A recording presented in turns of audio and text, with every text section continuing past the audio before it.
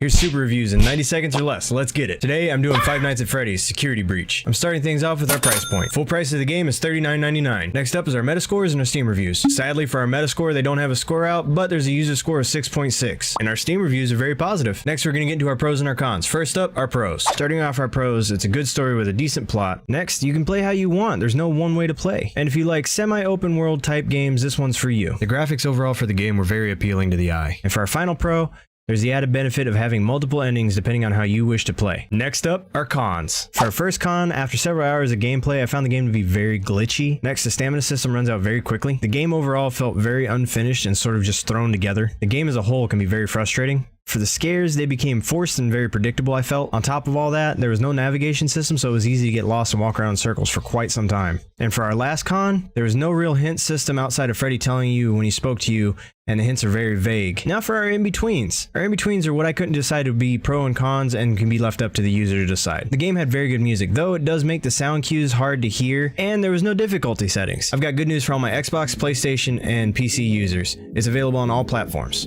Overall, I found the game to be pretty fun, though it needs some work. I give it a 5 out of 10, honestly. If you like this type of content, hit that like button, click subscribe, and hit that little bell icon so you can get notified every time I upload. As for now, I'm out.